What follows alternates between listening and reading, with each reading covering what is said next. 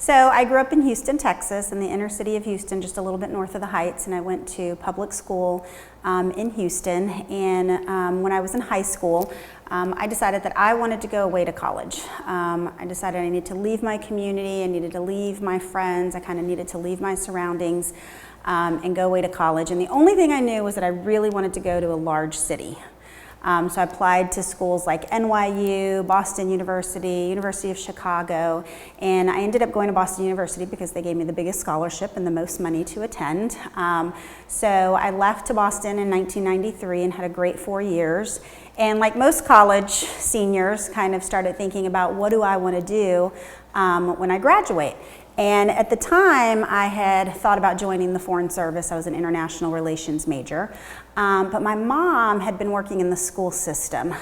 She was a kind of cafeteria lunch lady. She worked in the cafeteria for a really long time. And then she had a principal who was really nurturing and supportive and convinced her to get her GED and go into the classroom as a co-teacher. So during college, I had started spending a little bit of time with my mom in the classroom in the summers and on vacations when I would go home. And so I started exploring the idea of teaching my senior year, and I started researching about alternative certification and what that meant and what that would look like. And during that research, I happened to run into an advertisement for this organization called Teach for America that talked about recruiting recent college graduates and placing them across the nation to teach. And one of the placement sites for TFA was Houston. And so I decided to explore that route, and at the time, Teach for America let you rank the places that you wanted to go, and so I clearly remember ranking Houston as #1 and the Rio Grande Valley as #2. So unlike most core members, I knew exactly where the Rio Grande Valley was. Actually, I had a lot of family in Harlingen and in the San Benito area because that's where my father was originally from after his family came over from Matamoros, Mexico. And so, ranked the Rio Grande Valley #2, and I remember telling them in my interview, can only do this if I'm in Houston or if I'm in the Rio Grande Valley because I have family there and that's the only way I'd be able to really afford housing. And so I think whoever puts Rio Grande Valley automatically gets shipped off to the Rio Grande Valley. But it was, honestly, it was the best thing that ever happened to me, being placed in the Valley. I was placed in Donna, Texas to teach 4th grade at an intermediate school which just had 4th and 5th grade. And so I was one of, I think, 6 4th grade teachers at the time. And so I was teaching 4th grade ESL, and I had this other core member, actually a few core members there, but Tom was one of the core members that was also placed at that school, and so we had the good fortune of being on the 4th grade team together. Actually, I think we were maybe frenemies our first year, and people were quite surprised when we decided to launch IDEA, or when he decided to launch, the school within a school, that I kind of signed up and got on board. And that we partnered to do that. And it wasn't so much that we were frenemies, but we were both very competitive by nature. And so, we were always competing in terms of student results when those were coming out. They had door decorating contests at our school that would get very vicious between Tom and I in terms of whose groups of kids would win. So when Mike Feinberg came and started talking about this KIP program that he was doing in Houston, I think folks were shocked that Tom and I, kind of partnered up and said, like, hey, let's get in the car and let's drive to Houston and let's see what it is that they're doing. Obviously for 2 reasons. One, the results that he was talking about really resonated with us. But secondly, and really personally, KIP was founded in the neighborhood in which I grew up in Houston.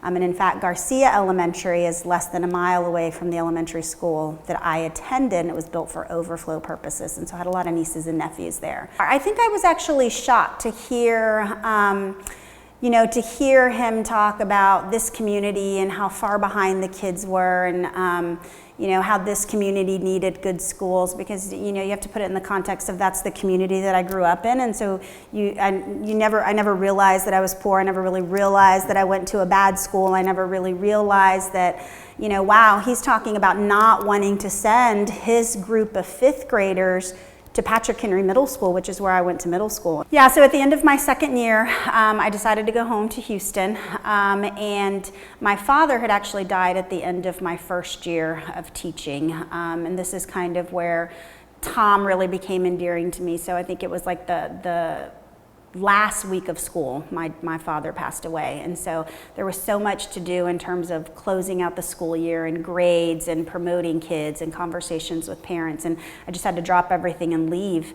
And I just remember calling my principal and her saying, don't worry about it. Like, we didn't even get you a sub. Tom took all your kids. He has them in his class. He's, doing your report cards. He's having those conversations with families. And so I went back, obviously for my second year, but my brother had a really hard time with my dad's passing. So at the end of my second year commitment, I decided to go home to Houston. And Tom, stayed in the Valley and moved IDEA, because they shut down the school where IDEA was founded, moved it to another elementary school, and just didn't have the same support from the new leader there. And so obviously we were conversing via phone, and he was just talking about how, he had to find a new partner, new teachers to help, how the principal wasn't as supportive. She wasn't really letting him keep his kids longer, wasn't letting them come in on Saturday. And he said, hey, Kip and Yes, I don't know if you know, they've applied for charter status and they've gotten their charter status. I think I'm gonna apply for a charter. I'm gonna start writing a charter. And I remember he would email me some of the sections of the charter to read and review. And at one point he said, like, if I get this, will you come back?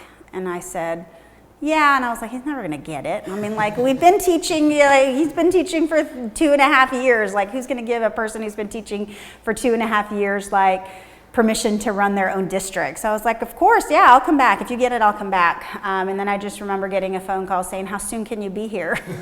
And I said, well, school ends on, I remember the exact day. I was like, school ends May 30th. And he said, I'll see you on the 31st.